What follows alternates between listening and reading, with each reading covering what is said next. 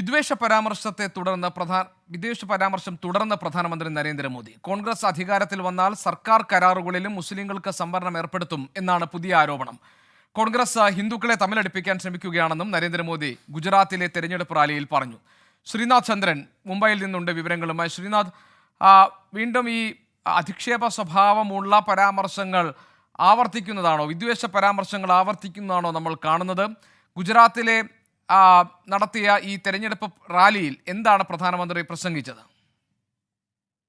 കഴിഞ്ഞ ദിവസങ്ങളിലൊക്കെ തന്നെ പ്രധാനമന്ത്രി പല സംസ്ഥാനങ്ങളിൽ, രാജസ്ഥാനിലടക്കം നടത്തിയ പ്രസംഗങ്ങൾ ശ്രദ്ധേയമായി തോന്നിയത് രണ്ട് മതവിഭാഗങ്ങൾക്കിടയിൽ വിദ്വേഷം ഉണ്ടാക്കുന്ന തരത്തിലുള്ള ചില പ്രഖ്യാപനങ്ങൾ, ചില കാര്യങ്ങളൊക്കെ തന്നെ പ്രധാനമന്ത്രി പറയുന്നുണ്ടായിരുന്നു. അതിന്റെ ഒരു തുടർച്ചയെന്നോണമാണ്. പക്ഷേ പുതിയ ഒരു ആരോപണമാണ് പ്രധാനമന്ത്രി ഇപ്പോൾ ഗുജറാത്തിലെത്തുമ്പോൾ അദ്ദേഹം നടത്തുന്നത്. സുരേന്ദ്രനഗറിൽ നടന്ന തെരഞ്ഞെടുപ്പ് റാലിയിലാണ് പ്രധാനമന്ത്രി ഈ വിധം ചില ആരോപണങ്ങൾ ഉന്നയിച്ചത്. അതിൽ പ്രധാനമായും സംവരണം എന്ന കാര്യത്തിൽ മുസ്ലിങ്ങൾക്ക് പ്രത്യേക കോട്ട കോൺഗ്രസ് നൽകാൻ പോകുന്നു. അത് സർക്കാർ കോൺട്രാക്ടുകളുടെ കാര്യത്തിൽ പോലും, സർക്കാർ കരാറുകളുടെ കാര്യത്തിൽ പോലും അങ്ങനെ ഒരു കോട്ട കൊണ്ടുവരാനാണ് കോൺഗ്രസിന്റെ ശ്രമമെന്നും, മുസ്ലിങ്ങളെ പ്രീണിപ്പിക്കുകയാണ് കോൺഗ്രസിന്റെ ശ്രമമെന്നും അദ്ദേഹം ആരോപിക്കുന്നു. അതിനൊപ്പം തന്നെ മല്ലികാർജുൻ ഖാർഗെ ഛത്തീസ്ഗഡിൽ നടത്തിയ തെരഞ്ഞെടുപ്പ് പ്രചാരണത്തിനിടെ നടത്തിയ ഒരു പ്രസംഗത്തിലൊരു ഭാഗം അടർത്തിയെടുത്തും അദ്ദേഹം വിമർശനങ്ങൾ ഉന്നയിക്കുന്നുണ്ട്. പ്രധാനമായും പറയുന്നത് വിഷ്ണു ഭക്തരെയും ശിവഭക്തരെയും തമ്മിലടിപ്പിക്കാനാണ് കോൺഗ്രസിന്റെ ശ്രമം. അത് പാർട്ടി അധ്യക്ഷൻ തന്നെ അത് നടത്തുന്നു. പക്ഷേ അത്തരം ഹിന്ദു സമുദായത്തെ തകർക്കുന്ന തരത്തിലുള്ള ശ്രമങ്ങളെയൊക്കെ തന്നെ BJP ചെറുക്കാൻ പോകുന്നു